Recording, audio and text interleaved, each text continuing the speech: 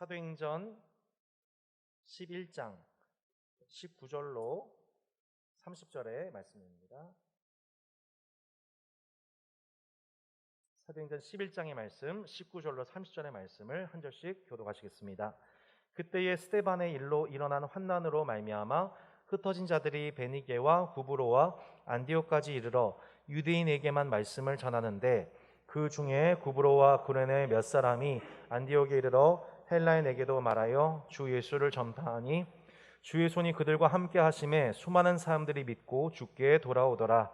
예루살렘 교회가 이 사람들의 소문을 듣고 바나바를 안디옥까지 보내니, 그가 이르러 하나님의 은혜를 보고 기뻐하여 모든 사람에게 굳건한 마음으로 주와 함께 머물러 있으라 권하니, 바나바는 착한 사람이요 성령과 믿음이 충만한 사람이라. 이에 큰 무리가 주께 더하여 지더라.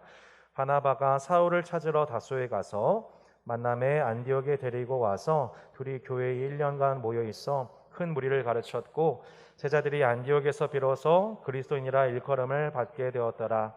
그때의 선자들이 예루살렘에서 안디옥에 이르니, 그 중에 아가보라 하는 한 사람이 일어나 성령으로 말하되 천하에 큰 흉년이 들리라 하더니, 글라우디오 때에 그렇게 되니라.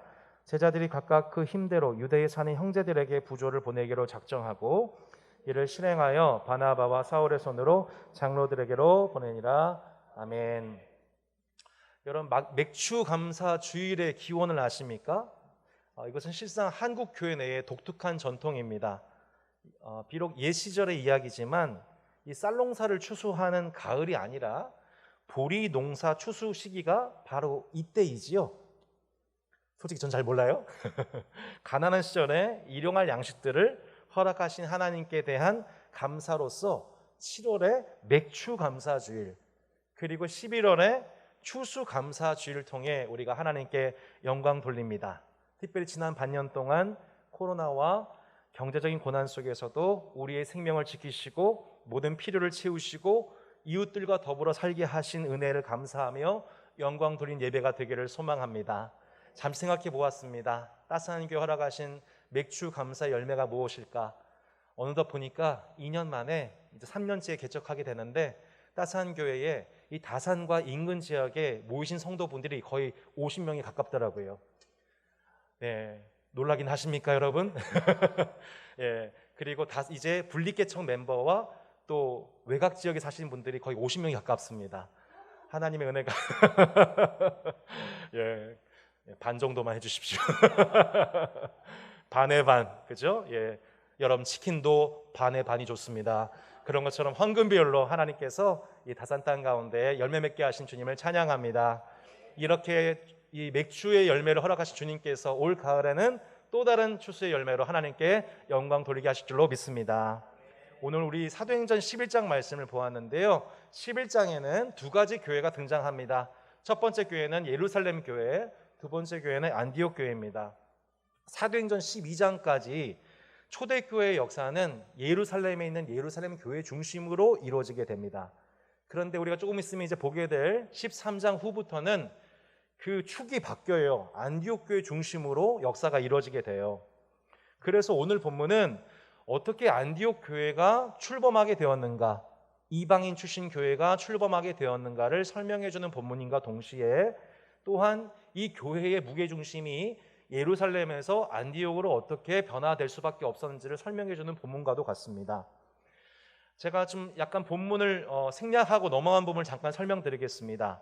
가이사랴의 고넬료의 집에 초대를 받아서 베드로가 이방인들에게 복음을 전하고 말씀을 들을 때 그들에게 성령님이 내려오셨습니다. 집단적인 회심의 역사가 일어났어요. 그리고 베드로가 그들에게 세례를 베풀죠. 이방인들도 하나님의 말씀을 받았다는 선교 보고가 마침내 예루살렘 교회에 전달이 됩니다. 그것이 11장 1절 18절 내용, 우리가 읽지 않은 부분이죠. 그런데 예상치 못했던 한 가지 반응이 나타나는데 뭐냐면, 보수적인 할례주의자들이 베드로를 막 비난하기 시작한 거예요. 아니, 어떻게 우리 유대인들이 이방인과 더불어서 겸상할 수 있느냐, 식탁 교제를 나눌 수 있느냐 따지고 물은 것이죠. 당시 이 이방인들이 유대인들과 식탁 교제를 나누는 방법은 딱 하나밖에 없어요. 이방인들이 유대 교인으로 개종하는 겁니다. 개종을 했다는 증거로 몸에 할례를 받는 거예요. 그러면 그 사람을 유대 교인으로 인정하고 식탁을 겸할 수 있게 되고 형제라 부르게 되었습니다. 한마디로 그들은 지금 베드로한테 얘기한 게 뭐냐면 이 할례를 행해야 된다. 할례를 받고 나서 그 다음에 식탁교제를 맡고 함께 우리가 한 형제가 되는 것이다라는 논리로 베드로를 비난하는 것이죠. 한마디로 그들은 복음이 아니라 복음보다 어떤 것이 더 위에 있어요? 민족과 전통이 위에 있는 이 보수주의자들이었던 것입니다. 그래서 베드로는 예루살렘에 와서 교회에 보고합니다. 차례대로 자신이 겪은 과정을 설명해요. 우선 욥바에서 기도하던 중에 보게 된 부정한 짐승을 정하다 말씀하시는 하나님의 환상을 본 것을 얘기를 하고요. 자신의 집에 고넬료의 사람들이 환대를 자신의 집에 찾아온 욥바에서 있는 자신에게 찾아온 이 고넬료의 사람들을 환대할 것을 받아들일 것을 말씀하시는 성령님의 지시를 받았고요. 그리고 이방인들에게 세례를 베풀게 된 근거를 보고를 하게 된 겁니다. 그 보고의 결과가 무엇이었는가? 17절 18절 말씀만 보도록 하겠습니다. 17절 18절 말씀에 이렇게 나와 있습니다. 같이 한번 읽어볼까요?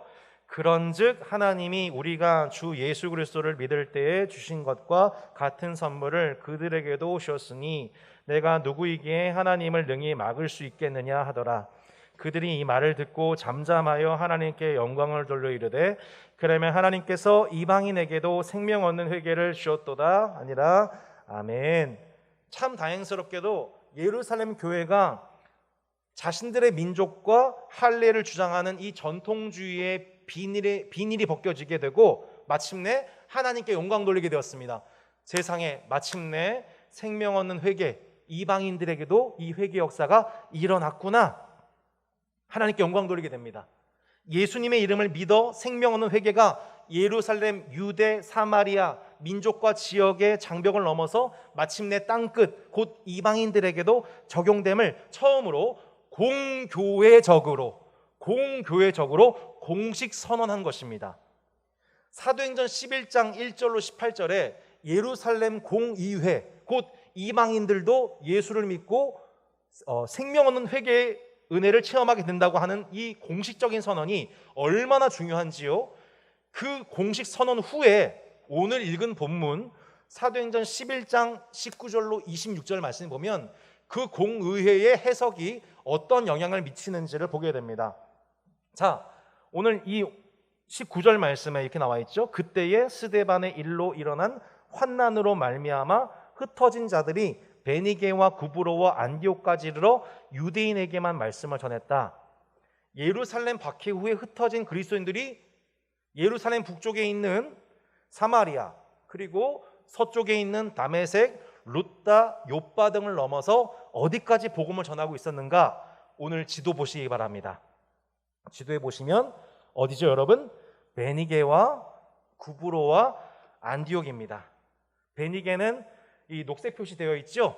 예, 보시다시피 이 넓은 평야 지역이에요.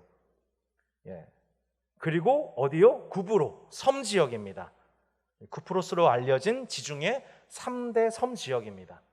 그리고 그 위로 어떤 도시가 있습니까? 안디옥입니다. 당시 로마, 알렉산드리아와 더불어서 세계 3대 도시입니다. 전 세계의 모든 문명과 인종이 몰려드는 곳이에요. 만남과 기회의 땅 안디옥이죠. 그런데 이곳까지 흩어진 자들, 예루살렘에서 흩어진 자들이 지금 곳곳에 흩어져서 심지어 섬에까지, 심지어 로마의 중심 도시까지 들어가게 된 것이죠. 그런데 그렇게 흩어진 자들이 안타깝게도 이곳에서도 누구에게만 복음을 전하고 있었습니까? 유대인들, 헬라파 유대인들만 골라서 복음을 전하고 있었어요. 이것은 마치 이런 것과 같습니다. 우리가 돈을 모아가지고 유학을 갔어요. 미국에 로스앤젤레스 갔어요. 맥도날드 햄버거도 먹었어요. 근데 누구하고만 먹는 거예요? 한국 사람들하고만. 한국 사람들하고 치즈버거를 먹으면서 한국말만 사용하는 거예요. 재미가 없군요. 여러분, 예루살렘에 머물러 있던 이 히브리파 성도들이나 심지어 안디옥까지 이르게 된 헬라파 성도들이나 그들의 신학은 여전히 유대주의에 갇혀져 있었던 거예요. 그런데 정말 생뚱맞게도 정말 생뚱맞게도 오늘 본문에서 이 울타리를 갑자기 지나버린, 이 울타리를 넘어버린 사람들이 등장합니다. 그게 19절, 20절 말씀입니다. 자, 20절 말씀 보겠습니다. 20절 같이 한번, 너무 중요하니까 같이 한번 읽어보겠습니다. 시작. 그 중에 구브로와 구레네 몇 사람이 안디옥에 이르러 헬라인에게도 말하여 주 예수를 전파하니 주의 손이 그들과 함께 하심에 수많은 사람들이 믿고 주께 돌아오더라. 아멘. 그 중에 뭐예요? 구브로와 구레네 몇 사람이. 사도행전 읽으면서 여러분 한번 이 말씀 주목해 본 적 있으십니까? 구브로와 구레네 몇 사람이 헬라인에게도 말했대요. 여기서 말하는 헬라인은 헬라파 유대인을 얘기하는 게 아니에요. 민족 자체가 헬라파인 사람들이에요. 이방인들입니다. 구브로와 구레네에서 온 몇 사람이 마침내 헬라인들에게도, 이방인들에게도 복음을 전했다는 것입니다. 마침내 유대인에게서 이방인에게 복음을 증언하는 사람이 구브로와 구레네 출신에서 나왔다는 내용을 누가가 기록하고 있는 것이죠. 여러분, 구브로와 구레네는 어딜까요? 다시 한번 지도를 보시면 구브로가 어디에 있어요?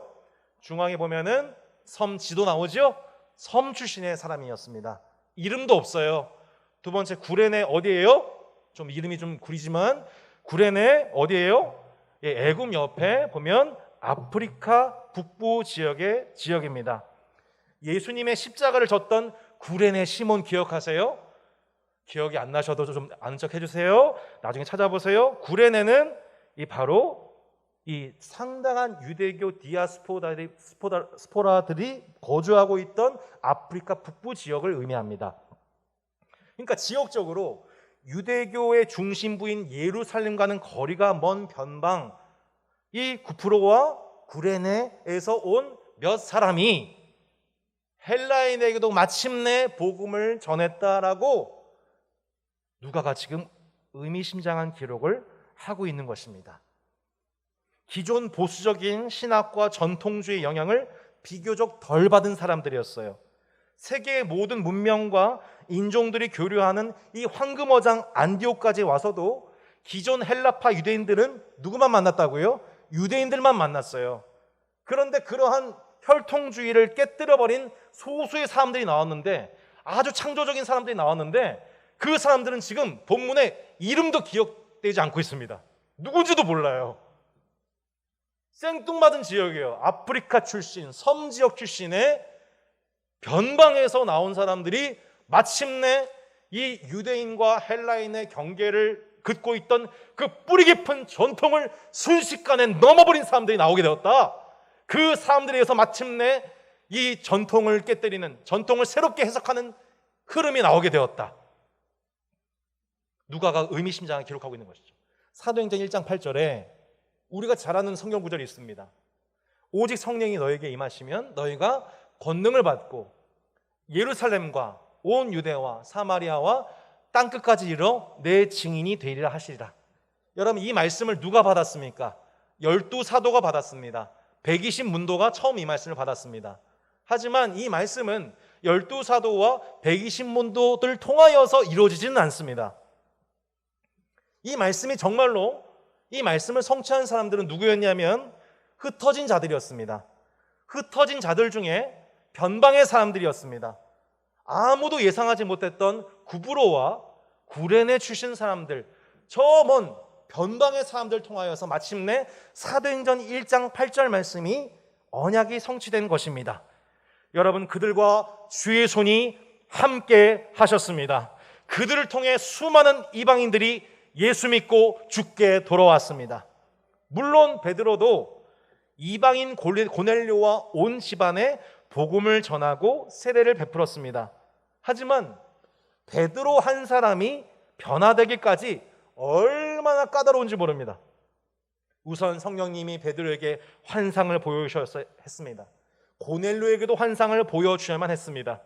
성령님께서는 베드로에게 여러 번 자세하게 설명, 지시해 주셔야만 했습니다. 왜요? 베드로 안에 있는 전통주의, 그 눈의 비닐이 벗겨지기 위해서는 정말 많은 시간과 과정이 많이 필요했습니다. 이것은 예루살렘 중앙교회도 마찬가지였습니다.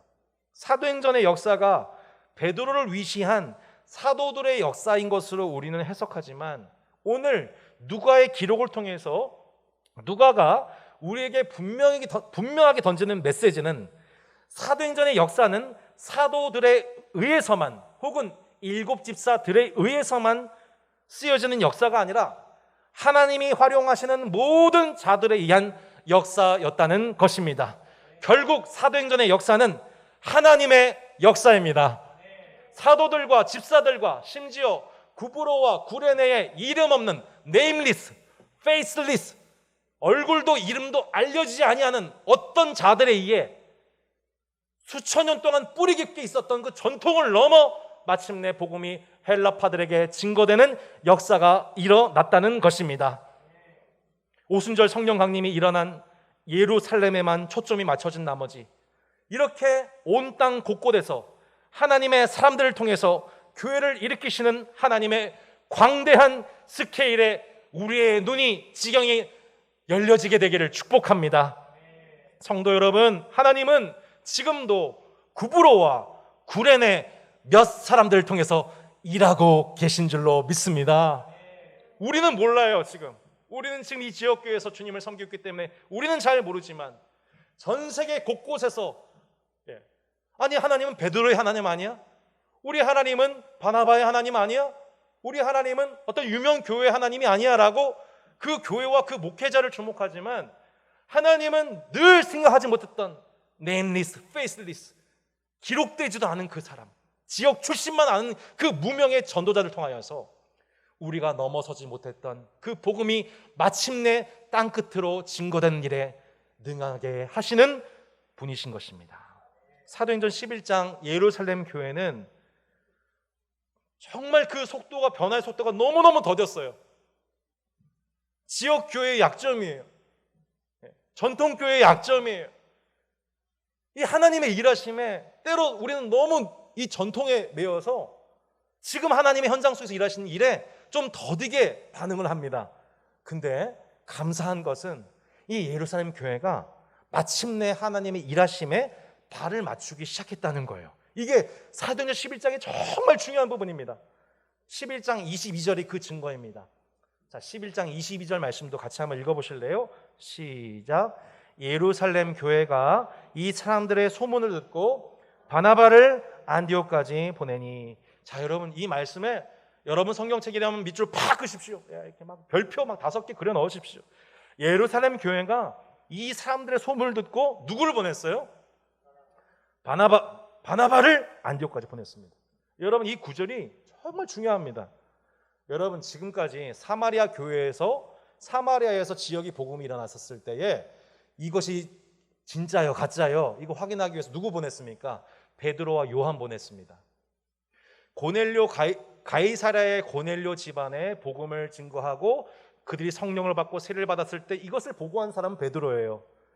그리고 그래서 결국 완고한 헬라주의자들까지도 그렇구나, 이방인들도 성령 받을 수 있구나, 이것을 설득시킨 사람이 누굽니까? 베드로입니다. 지금까지는 모든 게 이 베드로 중심이었어요. 그런데 보십시오. 지금 이 안디옥에서 수많은 이방인들이 회심했다는 소식을 듣고서 예루살렘 교회는 더 이상 베드로를 보내지 않습니다. 누구를 보냈습니까? 바나바를 보냅니다. 바나바를. 이게 너무 중요합니다. 여러분, 왜 바나바를 보냈을까요? 베드로가 바빴을까요?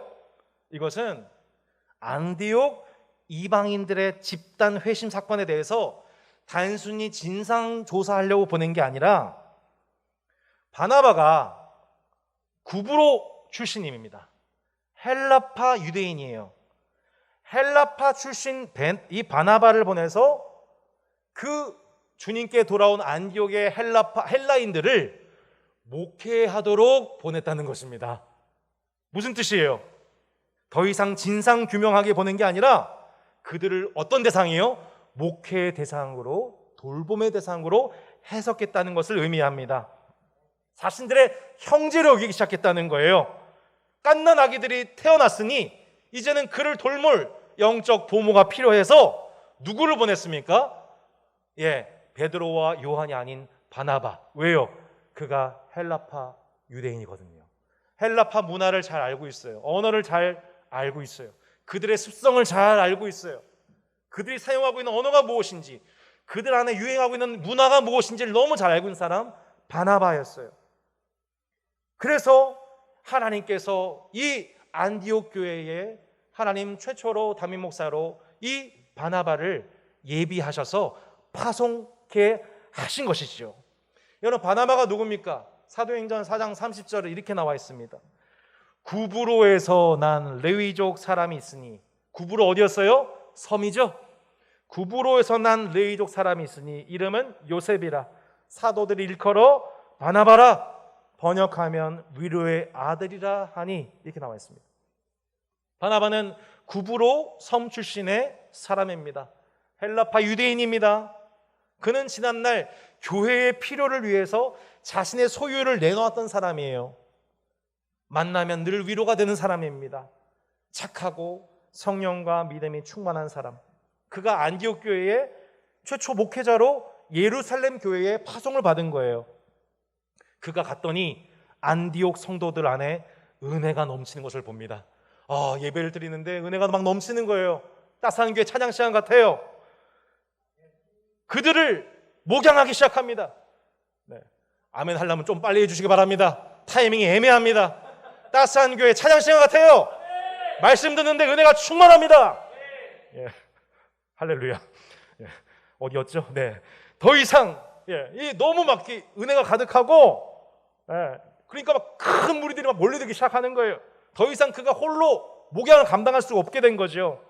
그때 하나님께서 안디옥 교회 이 바나바를 예비하신, 바나바와 함께 예비하신 또 다른 목회자가 있었습니다. 여러분, 누구였을까요? 잠시 무대 뒤에 감춰져 있던 사울이었습니다. 여러분, 다소가 어디 있어요? 안디옥에서 약 160km 떨어진 곳에 있죠? 북쪽으로. 이 바나바가 160km 차를 밟고 가가지고, 차는 없었겠죠?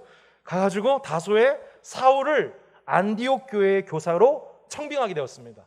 여러분 기억하시죠?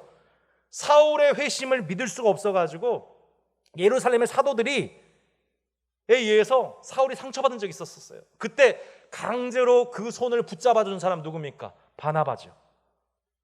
예루살렘에서 그를 살해하려고 하는 사람들이 있어서 그 눈을 피해서 고향 다소로 보내서 약 8년의 시간 동안 개인 전도자의 시간을 사울이 보냈습니다. 그리고 마침내 그 다소 바로 아래 안디옥에서 수많은 헬라인 회심자들, 수많은 영적 갓난 아기들이 출생한 이 교회에서 하나님의 정확한 때, 정확한 장소에서 바나바와 더불어 공동 목회를 시작하게 하신 것입니다. 할렐루야. 성도 여러분, 하나님의 일하심은 이렇게 정확하게, 하나님의 섭리는 가장 정확하게 성도에게 임하게 되는 줄로 믿습니다. 마침내 수많은 헬라인 회심자들, 수많은 영적 갓난아기들을 대상으로 1년 동안 이 대상으로 하나님 말씀을 가르칩니다.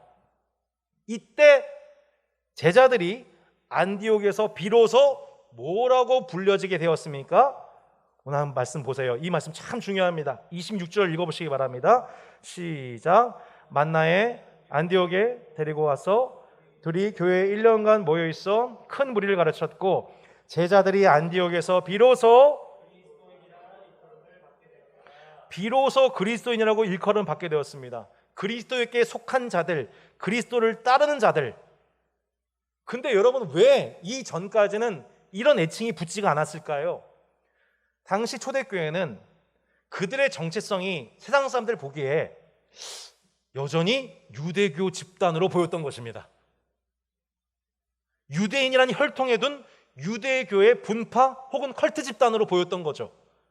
하지만 헬라인들에게 마침내, 유대인을 넘어서 헬라인들에게 마침내 주 예수의 복음을 증거하고 큰 무리들이 함께 그리스도를 따르게 되는 이 역사적 사건 후에는 사람들이 이제 뭐라고 부르기 시작해요? 저들은 그리스도인이야. 유대교 분파가 아니야. 저들은 민족과 혈통을 뛰어넘은 새로운 종교야. 라고 해서 그들을 이제는 뭐라고 부르냐면 그리스도인이라고 구별하여 이름을 명칭하기 시작한 것입니다. 조금만 더 묵상해 보겠습니다. 27절로 30절의 말씀을 조금 더 묵상하겠습니다. 이거는 안디옥 교회의 부가적인 기록이에요. 그때에, 자, 말씀이 그렇게 나와 있죠. 그때에 선자들이 예루살렘의 안디옥에 이르니,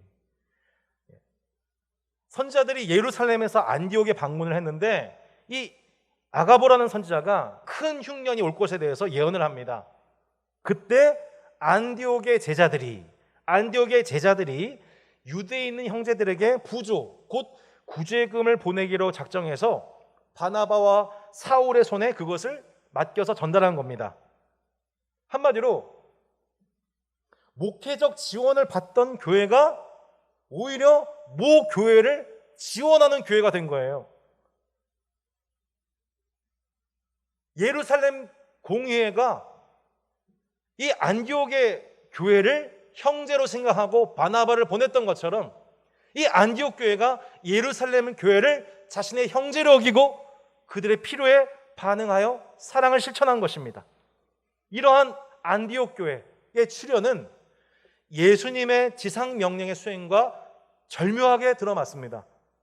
하늘과 땅에 모든 권세를 내게 주셨으니 그러므로 너희는 가서 모든 민족을 제자로 삼아 아버지와 아들과 성령의 이름으로 세례를 베풀고 내가 너희에게 분부한 모든 것을 가르쳐 지키게 하라. 볼지어다 세상 끝날까지 내가 너희와 항상 함께 있으리라 하시니라. 아멘. 여러분, 예루살렘의 사도들에게는 연약함이 있었지만 하나님께서는 그 예루살렘 교회도 일부분 이제 모든 민족을 제자 삼는 일에 도움이 되게 하셨습니다. 그러나 궁극적으로 그 일은 구브로와 구레네 몇 사람을 통해 복음이 증거되게 하셨습니다.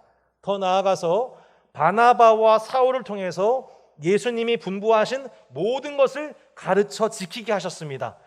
안디옥에 있는 제자들이라고 하잖아요. 지난날 갈릴리에서 예수님이 제자들을 부르셨던 것처럼 이제는 안디옥의 헬라인들을 예수님의 제자로 부르고 계셨던 것입니다. 특별히 그들은 예수님께서 분부하신 가르침, 곧 형제와 이웃을 내 몸처럼 사랑하는 그 일에 즉각적으로 순종합니다.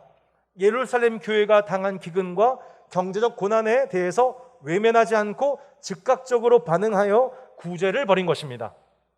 여러분, 복음이 전파되고 말씀을 가르친 결과 복음과 하나님과는 전혀 상관없었던 헬라파 이방인들이 예수 그리스도의 명령을 수행하는 제자들로 열매 맺고 있는 것입니다.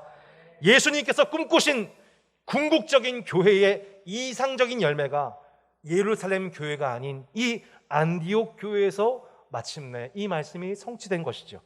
성도 여러분, 오늘 안디옥 교회의 태동에 관한 사도행전 11장의 말씀 묵상을 우리가 마무리하면서 이것을 우리 교회와 우리 개개인에게 한번 적용해 보면 좋겠습니다. 첫 번째, 하나님은 교단과 지역 교회를 통해서만이 아니라 창조적인 소수 성령의 사람들 통해서 지금도 막혀있던 복음의 활로를 열어 가시는 분이십니다. 할렐루야. 유명한 교회와 목회자들을 통해서만이 아니라 무명의 선교사들, 선교단체, 이름 없지만 성령 충만한 성도들, 구레네와 구브로 사람들을 통하여서 성령의 인도함에 민감하게 반응하는 그들을 통해 복음의 활로를 지금도 주님을 열고 계신 것입니다. 저는 이번 여름 성경을 학교를 통해서 앞두고 정말 기대가 됩니다. 다산의 다음 세대 전도는 따스한 교회, 주일학교, 자녀들 그들 통하여서 열어 가실 것을 믿습니다.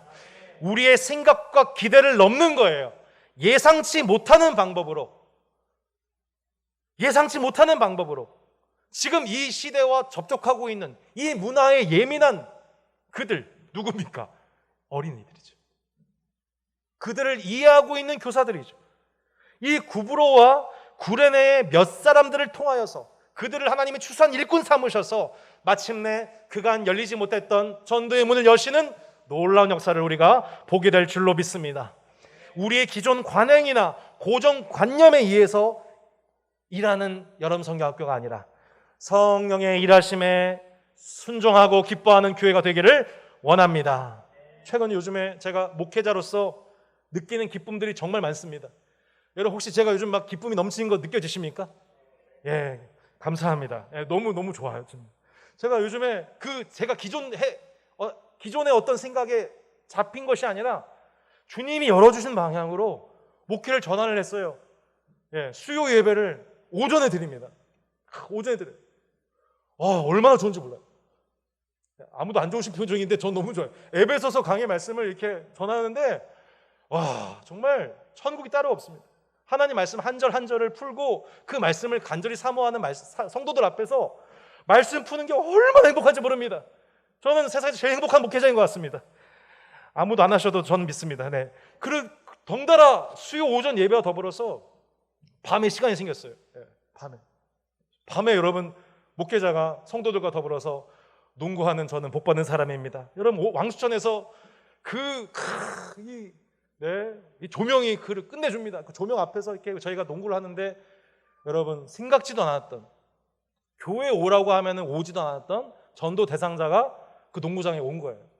이번 주에 비 온다 해서 안 한다고 했더니 왜 안 하냐고 이 시간만 기다렸다고 하시면서 이렇게 나시티 입고 딱 오신 거예요. 예, 이렇게 나시티 저도 샀어요. 하여튼 이렇게 너무 부러웠어요. 너무 시원해 보였어요. 그래서 저도 샀어요. 예, 아내가 안 사주려고 그랬는데 근데 그 자리 농구하고 땀 빼고 막 음료수 마시면서 그 자리가 막 천국 같은 소mom이 되는 겁니다. GS25 앞에서 막 한참 동안 형제간에 깊은 대화를 나누고 꼭 교회 같은 그 아파트 단지 그 GS 편의점 앞에서 그 시간 거기가 교회가 된 거예요. 전도 현장이 되는 거예요. 소그룹이 되는 거예요. 이게 예상치 못한 구레네와 구부러의 방식 아니겠습니까? 성도 여러분, 그 은혜가 있기를 축복합니다. 하나님은 고정관념에서 역사하신 분이 아니에요. 우리 고정관념을 넘어서 때로는 생각지도 못한 복음의 활로를 열어가시는 분이신 거예요. 그래서 너무 행복하다는 거예요.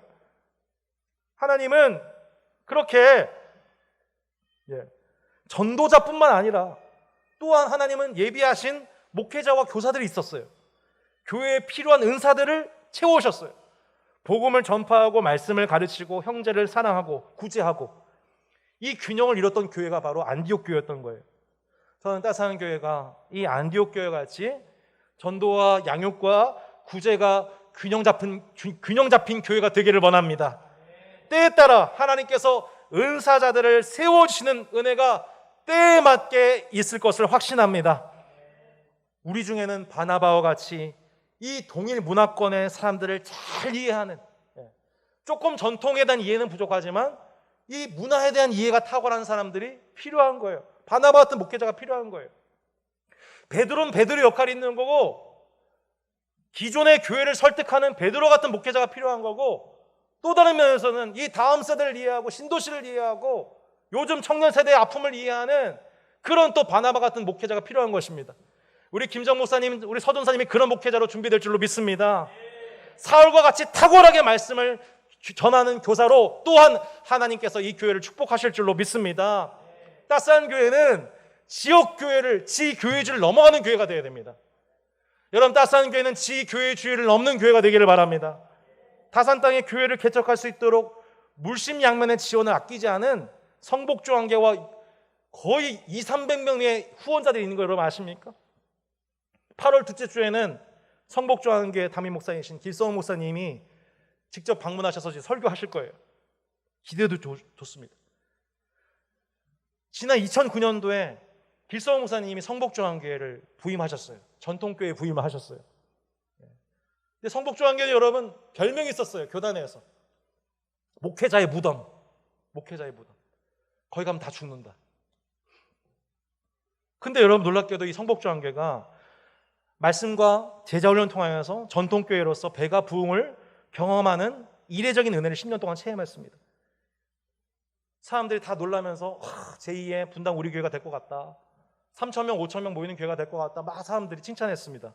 그런데 2018년도 50주년 교회 기념대회 때 성복조항교회에서 비전을 세웠습니다. 어떤 비전이었냐? 50개의 교회를 분리개척하겠다. 5,000명의 제자를 양성하겠다. 500명의 선교사를 배출하겠다. 다 보내겠다는 거예요. 제가 봤을 때 성복정이 이렇게 하면 망할 것 같아요. 근데 그런 비전을 세우신 거예요. 급격하게 변화되는 수도권 도시 환경에 맞춰서 다른 문화적 배경을 지닌 다음 세대들을 선교하려면 이에 걸맞는 안디옥 교회들이 나와야 된다. 안디옥 교회가 더 많아져야 된다. 그러지 않으면 이 시기 놓쳐버린다. 골든타임이다. 그 결과가 뭐예요? 다산다산 교회였어요. 여러분, 예루살렘 교회가 성령께 예민해서 성령 충만한 결의 한 번만 하면 그 결과가 안디옥 교회를 낳는 것이고, 그 결과가 안디옥에 예비하신 수많은 헬라파들이 주님을 영접하게 되는 선교적 역사로 이어지게 되는 줄로 믿습니다. 그래서 우리가 한국 교회, 기존 교회, 전통 교회를 바라보면서 비난을 넘어 우리가 이 여름 뜨겁게 기도해야 되는 이유가 있어요. 하나님, 한국의 모든 전통 교회들이, 지역 교회들이 예루살렘의 이 교회의 이 길을 걸어갈 수 있도록 도와 주시옵소서. 베드로의 선교 보고를 통하여서 예루살렘 공의회가 바른 결정을 내려 마침내 바나바를 파송할 수 있었던 것처럼, 하나님, 이 수도권 대한민국 사회 변혁하고 있는 이 대한민국 수도권 가운데에서 그 환경에 맞춰서 성령 충만한 바나바를 파송하는 일에, 그래서 수많은 다음 세대들과 다른 문화를 가지고 있는 이들을 접촉할 수 있는 일에 쓰임받는 기존 교회가 되게 하여 주옵소서. 우리 이 여름에 뜨겁게 기도하는 따산교회 성도들이 되시기를 바랍니다. 언젠가 따산교회 또한 또 다른 교회를 개척하고 파송하고 지원할 수 있는 교회가 되기를 소망합니다. 그 일을 위해서 이 교회를 부흥케 하시고 자립의 은혜를 허락해 주시기를 원합니다. 남양주와 다산의 여러 교회들 또한 다른 지교회가 아니에요. 경쟁 상대가 아니에요. 서로를 형제로 인식하고 연합하는 복음적인 기독 문화가 꽃피우는 다산 땅이 되기를 축복합니다. 개 교회나 목회자의 이름이나 교회 자체의 기념비적인 역사를 높이는 교회가 아니라, 우리가 30년, 50년 뒤에 따스한 교회가 지역교회 형태로 머물러 있지 않아도 좋으니, 하나님께서 예비하신 땅끝에 허다한 이방인들이 하나님께로 돌아오는 그 일에, 복음이 닿을 수 없었던 그 허다한 헬라인들에게 마침내 복음이 넘어가는 그 일에 우리가 구레네와 구브로의 몇 사람이 되기를 원합니다. 주님, 따스한 교회와 모든 성도들이 구레네와 구브로의 몇 사람이 되겠습니다 라고 결단할 때, 이 우리의 결단은, 우리의 헌신은 한국교회 전체를, 한국 사회의 운명을 바꾸는 성령의 도구로 오늘 이 말씀을 받은 저와 여러분이 쓰임받게 될 줄로 믿습니다.